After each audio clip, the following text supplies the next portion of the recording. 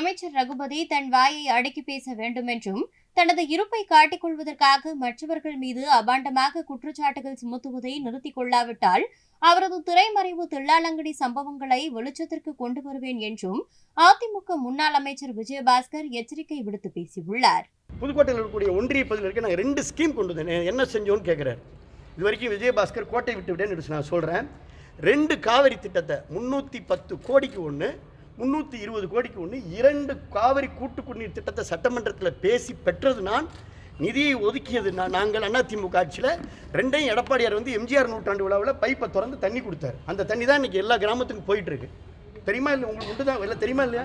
அதான் அந்த தண்ணி தான் போயிட்டு இருக்கு. இது வரைக்கும் எந்த திட்டத்தையும் இந்த மாவட்டத்துக்கு கொடுக்கல. அரசு மருத்துவக் கல்லூரி புதுக்கோட்டை கொடுத்தது யார்? விஜயபாஸ்கர் போராடி கொடுத்துருக்கிறேன். அதிமுக ஆட்சியில் கொடுத்துருக்குறேன். அம்மா கொடுத்தாங்க, எடப்பாடியார் திறந்தார். அரசு பல்மருத்துவ கல்லூரியை கொடுத்துருக்கிறேன். ஆலங்குடி தொகுதிக்கு டிப்ளமோ கல்லூரியை கொடுத்துக்கிறோம். விராலிமலை தொகுதிக்கு வேளாண்மை கல்லூரியை கொடுத்துக்கிறோம். ஐடிஐ கல்லூரியை கொடுத்துருக்குறோம். முனிசிபாலிட்டியில் இன்றைக்கி எவ்வளோ பெரிய திட்டங்களை நாங்கள் கொண்டு வந்து கொடுத்துருக்குறோம். நீங்கள் எண்ணி பாருங்கள். இந்த பூங்கா யார் கொண்டு வந்தது? அதிமுக ஆட்சியில்.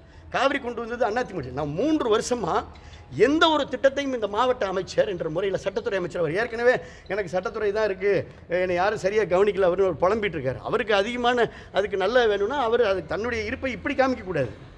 மக்களுக்காக உழைக்கணும், மக்களுக்காக கஷ்டப்படணும்.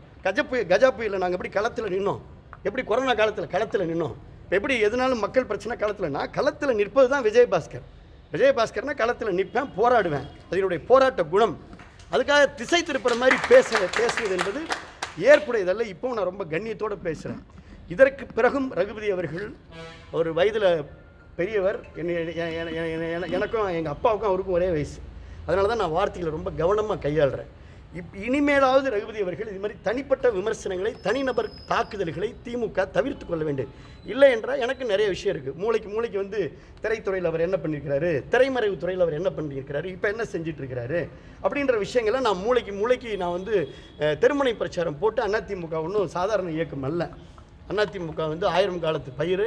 இன்னும் 1000 ஆண்டு காலம் அதிமுக நிலைத்திருக்கும். அதிமுக அவருக்கும் தெரியும், அவர் அதிமுக இருந்தவர் தானே. அதனால் இந்த இயக்கத்தை சாதாரணமாக அவர் நினைத்து விடக்கூடாது. அதிமுக தொண்டன் தூங்கி கொண்டிருக்கின்ற அல்லது அமைதியாக இருக்கக்கூடிய அதிமுக தொண்டனை அவர் சீண்டி பார்க்க வேண்டும் என்று கேட்டுக்கொள்கின்றேன். ஆமாம், எஸ்பி ஆஃபீஸில் கொடுத்துக்கிறோம். 3 சட்டப்பிரிவில் கொடுத்துருக்குறோம். கிரிமினல் டெஃபமேஷன் கேஸ் போட போகிறேன். நீதிமன்றத்தில் கிரிமினல் டெஃபமேஷன் போடும். அதுக்கு ஒரு பதில் சொல்லி தானே ஆகணும். அவதூறா செய்திகளை உள்ளது உள்ளபடி தெரிந்து கொள்ள ரெஃப்ளெக்ட் நியூஸை சப்ஸ்கிரைப் பண்ணுங்க.